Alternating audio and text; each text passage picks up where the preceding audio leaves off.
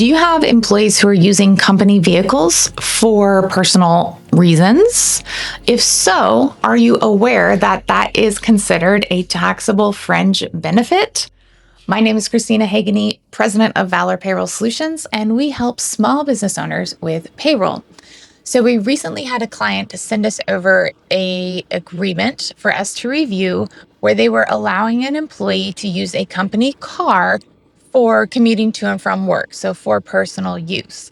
And in the agreement, they wanted the employee to reimburse the company 35 cents per mile for the use of the vehicle outside of payroll.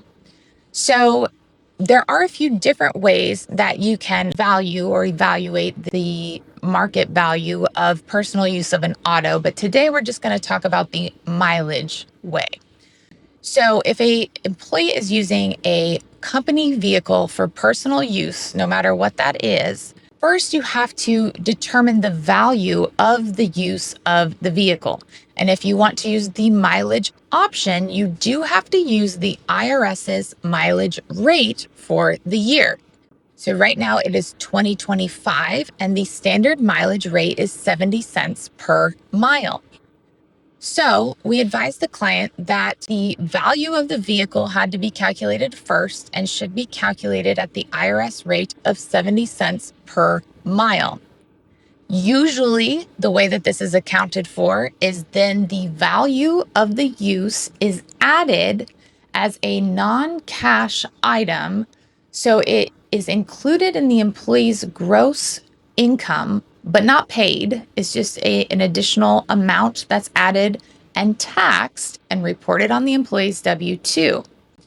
Now, at the end of the day, if the client decided that they still wanted the employee to reimburse the company that 35 cents per mile, that wouldn't necessarily be wrong, but they would still have to account for the other 35 cents per mile, probably as taxable fringe benefit. So at the end of the day, just remember pretty much anything that you are paying your employees for or giving to your employees, if you can place a value on it, there is probably a rule for how it should be handled. And you should always look at federal and state laws before trying to write up any type of agreements with your employees to ensure that you're being compliant with those federal and state laws. Now, on the other hand, if an employee is using their own vehicle for business use, it's similar. So you would still use the 70 cents per mile calculation to determine the value of the use of the employee's vehicle. But now in this instance, you're going to reimburse the employee, and that is non-taxable. So you can reimburse them at 70 cents per mile for miles driven for business purposes. But keep in mind that you will need to keep a mileage log to track those hours and to validate the numbers that you are paying the employee, especially since this is a non-taxed pay item.